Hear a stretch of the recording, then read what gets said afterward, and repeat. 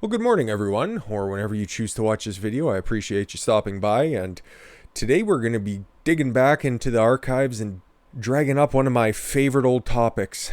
Mayor of Portland, Ted Wheeler. The guy is a total scumbag. He is actively killing off Portland, and in the previous month, he has done a terrific job of accomplishing that goal. So we got a lot to talk about in regards to Ted and what's going to happen with Portland here at the start of November with his other leading candidate for the mayoralship.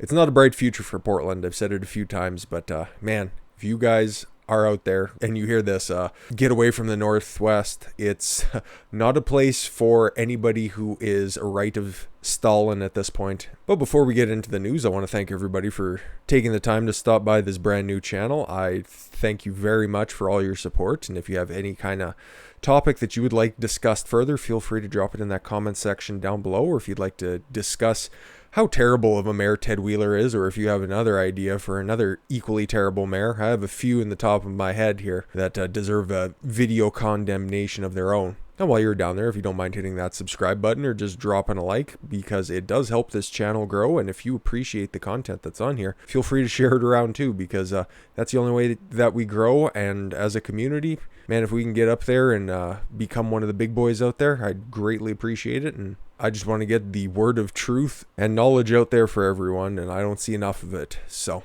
speaking of truth and knowledge, or rather a lack thereof, the Oregon Live, the Oregonian, I don't know what the fuck they're thinking. They shouldn't be throwing their support behind anybody, but they've decided to publicly endorse Ted Wheeler's re-election campaign. I don't know, man. I did a Know Your Candidate 2020 video on the mayor of Portland, and there's 4 viable candidates out there right now, but they all lean communist at some level, but Oscar, I do believe his name is, he's fairly decent, and man, if you guys have to vote for one of those less than stellar candidates, by all means throw your support behind Mr. Gutierrez. But what's hilarious about this article is it's more or less just I don't know, Ted's kind of the best of a bad situation. So I'll just go ahead and read for you guys here their passive appreciation for this dolt. This article does a great job of explaining why Ted Wheeler and Sarah Ironi, the second place and likely only viable challenger for Ted Wheeler here, are both terrible candidates, but the last paragraph really tells you all you need to know. Whoever is sworn in next January as Portland's next mayor must be prepared to deal with the reality we live in now. For better or worse, and we've seen both, that person is Ted Wheeler. Not exactly a full-throated endorsement by any means, but yeah, they've weighed their options, and unfortunately, Ted's probably the most viable option, and that's not saying much. That's definitely not saying much. Also, you gotta consider that he's involved in an ongoing scandal right now. Campaign finance reformers sue Mayor Ted Wheeler's re-election campaign over disputed contributions, among the plaintiffs seeking to force Wheeler to disgorge large contributors to his leading opponent. Among the plaintiffs seeking to force Wheeler to disgorge large contributors is his leading opponent, Sarah Ironi. So what they're accusing Mayor Ted of doing is violating the $500 contribution limit for voters. The article goes on to say the effect of the request would be to force the Wheeler campaign to give up about $175,000 in contributions, a cumulative amount he's received in contributions above the $500 limit. The lawsuit alleges that accepting these contributions gave Wheeler an unfair advantage in the race. Not a significant amount of money when you're considering politics nowadays, but it was one of the rules that Ted passed himself in 2018. And once again, rules for thee and not for me when it comes to Ted. But this brings up the case of Sarah Ironi. I've detailed it before in my Know Your Campaign video, or Know Your Candidate video, but yeah, it bears repeating. Portland voters are fed up with Ted Wheeler, but are they ready for Sarah Ironi? Few have latched onto the energy of protest more than Ironi, who has been on the front lines dozens of times, refers to herself as an everyday anti-fascist, and has declared, "I am Antifa." So is that somebody that you'd rather have than a despotic warmonger in Ted Wheeler? Somebody who actively actively pussyfoots around Antifa instead of trying to squash them, because not only when you are mayor of Portland, you also become the commissioner of the Portland Police Department. So you have to weigh your options between somebody who's not doing anything about the riots or somebody who is an avowed riot supporter, sympathizer, and active participant. But that's just a little housekeeping to keep you guys up to speed, and her glasses freak me out, so we need to get this off the screen. So what's happened in the previous month? Well, I've mentioned this a couple of times, but the Oregon State Police troopers were deputized by the feds. And what the feds did by deputizing the Oregon State Police troopers, it was in response to when the Proud Boys, that white supremacist group led by a half-black, half-Cuban Enrique Tarrio, fucking bizarre, right? They were going to have a big rally in Portland. It went off without a hitch, no violence, nothing really came of it, and that's a great thing. They just came out, they waved their flags, they said their piece, and then they went home. They were harassed by Antifa because those worms just can't be anywhere without causing at least a little bit of a riot and disturbance. That fucking worms. But normally the deputization by the federal government only lasts for 30 days, and this one was supposed to be extended indefinitely, or at least through the end of the year.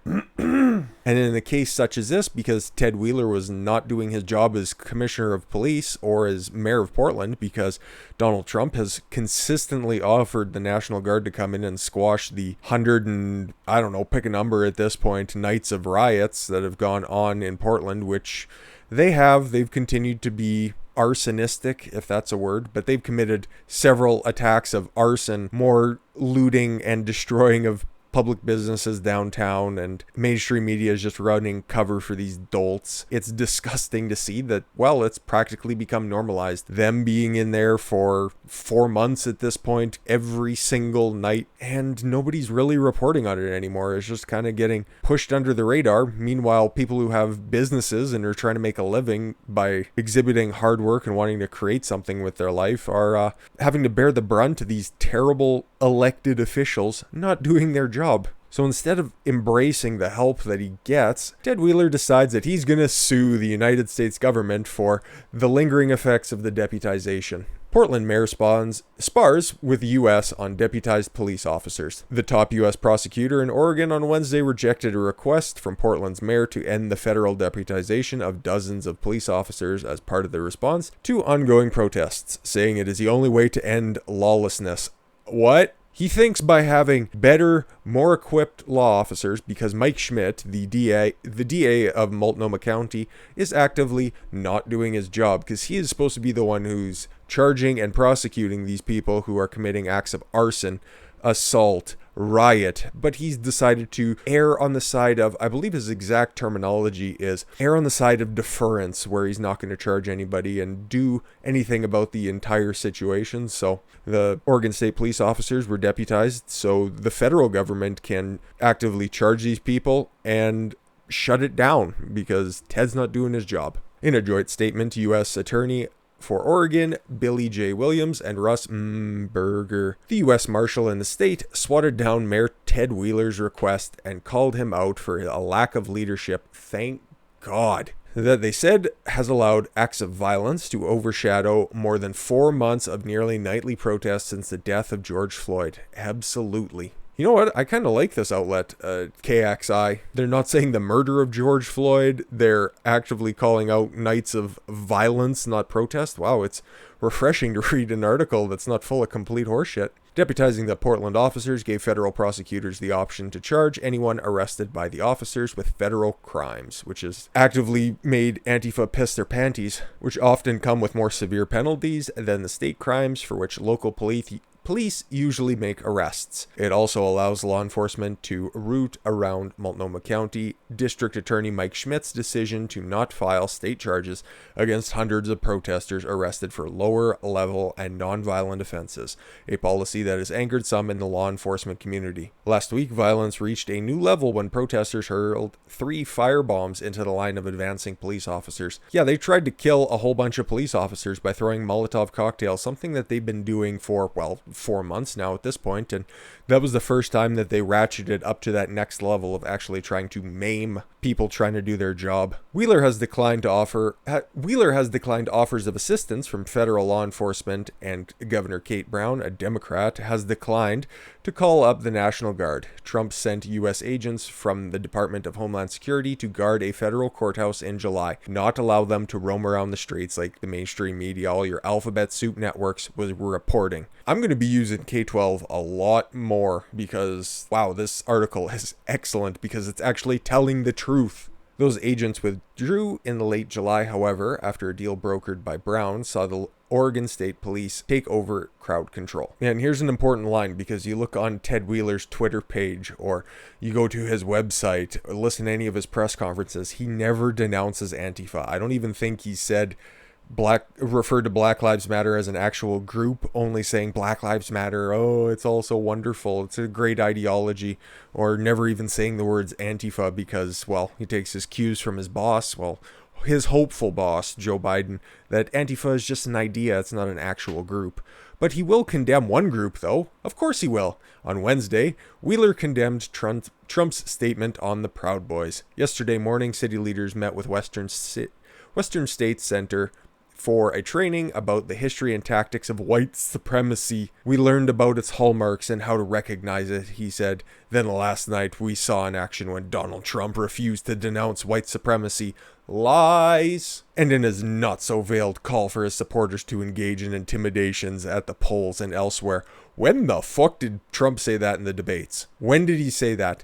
He did denounce white supremacy, by the way. He said, sure, 3 times, and tell me who's white supremacists. And the only name that they can come up with was the biracial-led drinking association, the Proud Boys. The fucking joke organization. See more on them in my previous Proud Boys video. The Proud Boys have visited the city several times since Trump's election, often drawing a response from hundreds of counter-protesters, Antifa. Alan Sweeney, a member of the Proud Boys, was booked Wednesday on suspicion of a dozen charges, including allegations he pointed a revolver at counter-protesters and fired a paintball gun and mace at them on 2 separate occasions in August. Well, I'm sure he probably wasn't defending himself, or at least trying to scare off an oncoming horde like we see. Oh my gosh, you know what I'm going to do? I'm going to pull up Andy No's Twitter feed just for a running tally of all the shit that Antifa pulled at least over the weekend. Here's a good one. There was a conservative protest downtown in Portland. Antifa came to attack the attendees. As they were leaving, Antifa tried to steal a woman's U.S. flag. She's a person of color. She refused to let go, and they pulled her to the ground by her hair. She still didn't let go. I'm sure she was being super violent, waving that flag in the air. How about Portland police made targeted arrests as Antifa Black Bloc tried to stop them outside Portland's City Hall. A rioter tried escaping and was tackled to the ground. And how about this to wrap it up? Portland's downtown has been devastated, first by the impact of the coronavirus lockdown, and then 3 months of violent BLM Antifa riots. Over 20 businesses have closed for good, 80 retail locations are empty, and 170 are temporarily closed. That is disgusting, and it's all due to the fact that Ted Wheeler and Kate Brown don't know how to run their states and their cities, and hardworking individuals have to suffer because of it. People who don't want to deal with this shit anymore, and it's been going on for so fucking long. 4 months? Really? Wasn't it supposed to be 15 days to flatten the curve? Does anybody else remember that? Oh yeah, and now what is it? Yeah, we're gonna wait for a vaccine, and then Trump says it's coming out in the next couple of weeks. Oh, we aren't gonna trust the vaccine until, guess what? After the election. It's fucking... Why are vaccines being politicized? Exactly. If it was a completely switched situation, if it was a Democrat in charge, oh, guess what? We'd be running around with, instead of police shooting rubber bullets at rioters, they'd be shooting little vaccine pellets and just hitting people in the head. And they'd be running around door to door with that, because that would be the mandate, because we're just trying to keep you safe. So I want to walk back to what happened in the debates. Like old Weasley Ted there had to disavow what President Trump had to say about the Proud Boys and how he wouldn't denounce white supremacy, and he practically came on stage wearing a Ku Klux Klan hood. Meanwhile, Joe Biden would have just ran up to him and hugged him and thought that Robert Byrd had come back from the dead. But there was one other point that at the time seemed very, very weird during the debates, when Trump brought up that he had all of these law enforcement endorsements, which isn't surprising at all, but he also said that even the sheriff of Portland came out and and gave me his support too. I thought that was very, very off, considering all of the elected officials in Portland and pretty much throughout the entirety of Oregon are Democratic, and they would be definitely breaking ranks by endorsing Trump. And, you know, sure as fuck, Sheriff of Portland quickly refutes Trump claim of endorsement. The sheriff of Multnomah County, Oregon, which includes Portland, quickly refuted President Trump's claim on an endorsement Tuesday night's first general election presidential debate.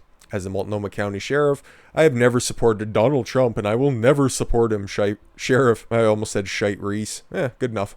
Reported on Twitter Tuesday night. The sheriff added, Donald Trump has made my job a hell of a lot harder since he started talking about Portland, but I never thought he'd try to turn my wife against me. What a bitch. What an absolute sissy bitch. How has Trump made your job harder? He sent in troops to protect a federal courthouse so you didn't have to look after it, not like you were anyways. And he's constantly making your job easier by deputizing the state police that your sissy bitch Governor Kate Brown actually sent in one shocking moment of clarity. But no, just yell Orange Man bad and the rest of your people can sit around and clap because, oh, you don't like Orange Man in the Northwest. Flee. Flee if you can. And like we see in an Andy Knows Twitter feed there that 80 businesses are currently shut down. This is what just happened last night. Portland restaurant owner stabbed by a homeless patron refusing to pay bills. And guess what? Not only are businesses closed, but now more people are out of work and are homeless. And now there's quite a substantial homeless problem in Portland. A restaurant owner in downtown Portland is recovering after a man police suspect might be homeless stabbed him in the back and shoulder last week after refusing to pay the bill. Moses Trujillo Rodriguez, 23, was arrested Tuesday on second-degree assault and unlawful use of weapons, charged and booked into the Multnomah County Jail, KATU reported. He's listed as homeless in court documents according to Fox 12 Oregon. That was my full-throated endorsement of that outlet. Lee Cowrie, the owner of Habibi Restaurant, said Friday he's still shaken up after the incident and wore bandages covering 2 to 3 inch gashes on his lower back and left shoulder, Fox 12 reported. So yeah, if there's anybody actually brave enough out there to own and try to operate a business during this hellscape that Portland's currently going under, yeah, now they're getting attacked by the homeless plague, not to mention the fact that they have to board up their windows every night when the Antifa plague runs through town. It's disgusting. Ted Wheeler's not doing his job. Mike Schmidt's not doing his job. The sheriff's a total cuck. And this fucking dude up here is giving me crazy eyes, which is meaning I'm going to have to wrap up this video. But, man, if you guys live in Oregon, Washington, anywhere along the West Coast there, if you hear this message and you are another freedom-minded individual, pack your shit and get out, because there are a lot of other more embracing states out there that think along the lines that you do and I do and will welcome you with open arms. Just make sure to leave any kind of blue ballot at your door, because... well, actually burn it, because they're fairly likely to fill it out for you and you'll be voting for a Democrat whether you like it or not. Anyways, guys, thanks for taking the time to click on this video and I hope you enjoyed it. I've been Don Consuelo. I want you guys to follow your gut and get after it. Take care, everyone.